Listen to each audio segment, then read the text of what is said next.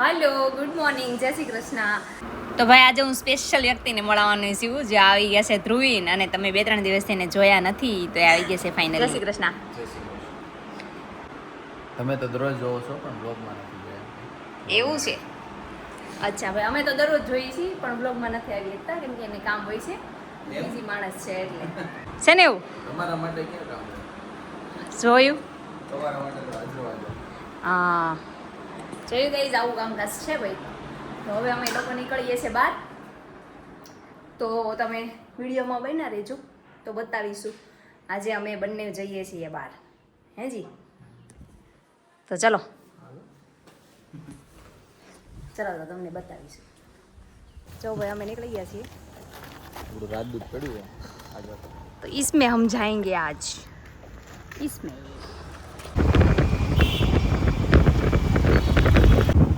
हमारी सवारी निकल चुकी है. તો ભાઈ આપણે પહોંચી ગયા છીએ કાકાના ઘરે.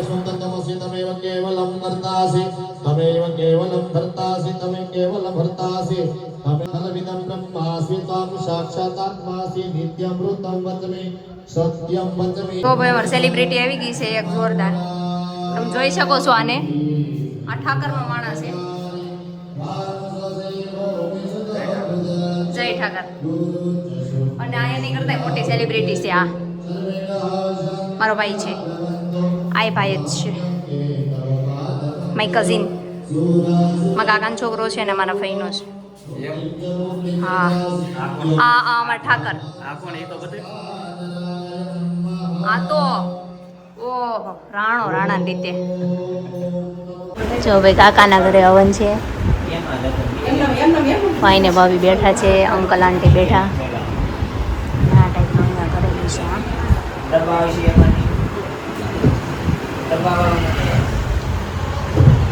આ છે મારા અંકલ,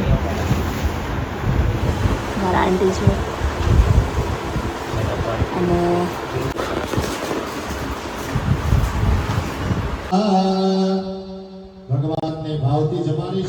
હવનની પૂજા હાલે છે ભાઈ, અને શાંતિ હવન છે. જોઈએ આપણે પૂજા બધી.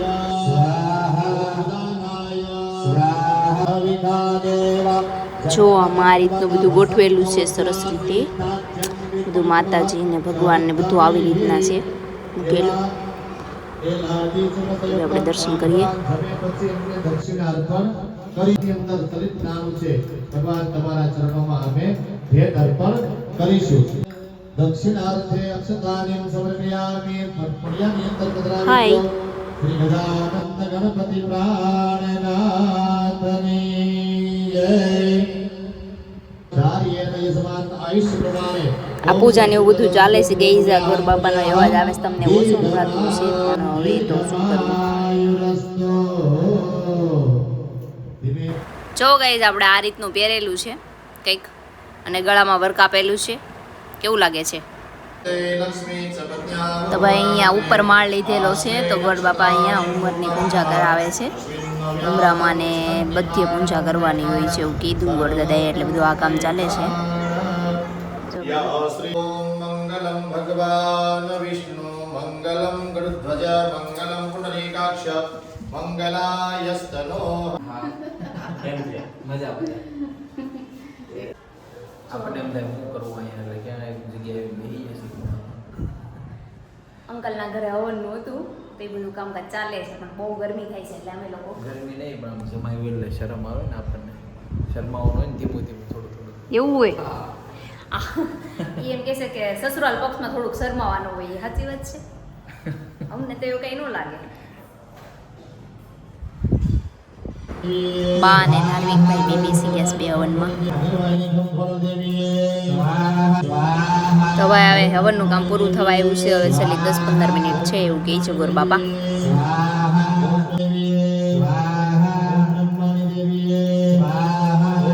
ભાઈ આવી ગયા છે, દિયનભાઈ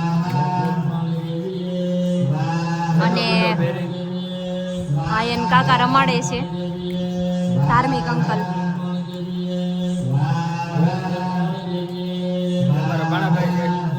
આ અમારા ભાણભાઈ, આ અમારા ઠાકર.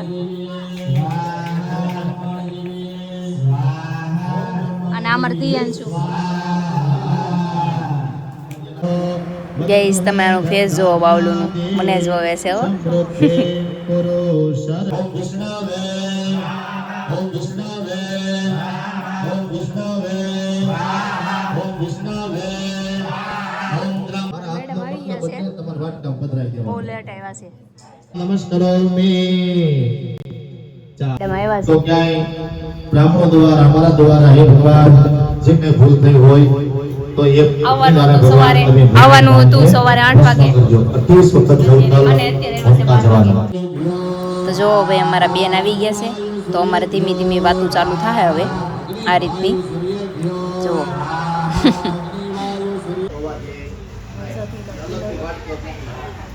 જો મારો ભાઈ ધ્યાન ભાઈ અંદર રહેતા નથી એની આંખ તમે જોઈ શકો છો ધોઈને આવી કરી નાખી છે ગરમી થાય છે ભાઈને અમારા સાવનભાઈને એટલે ગરમી થાય છે આ એન ફઈ છે એન ફુવા ને એન પપ્પા બે રમાડે છે અને મારા ભાઈ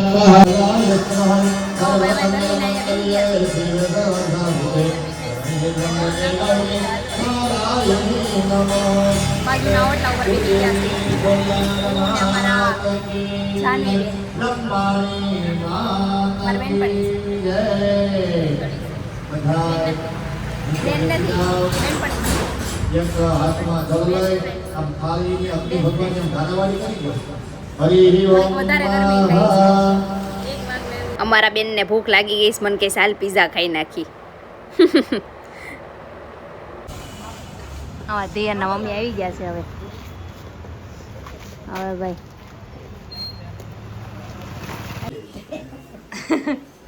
અમારા ભાઈ દેશમાં છે એટલે અમારા ભાણકી બેન છોડે છે લ્યો મમ્મી વતી વધારી આ પહેલા હરિ ઓમ સર્વત્ર સુખિના સંતો સર્વે સંતો નિરામયા. પવનનું કામ પૂરું થઈ ગયું છે બીડું રમાઈ ગયું છે તો અમારા માતાજીનું એવું કંઈક હશે બધું છે બતાવું છું તમને તો અમારા ભાઈ સાવનભાઈ પીરસવાના છે અમને બધાને પૂરે જો ભાઈ આ ટાઈપનું કંઈક જમવાનું છે તો ચલો હવે જમી લઈએ હા અમારા ભાઈ રમે છે ને પાર એ મોજો જો આ રીતે કરે મહેમાન આવ્યા છે અને આ રીતે બેઠા છે જો ભાઈ આ રીતે કરે ઈ એમ નો કરાય ભાઈ મોઢું સાફ કરી દે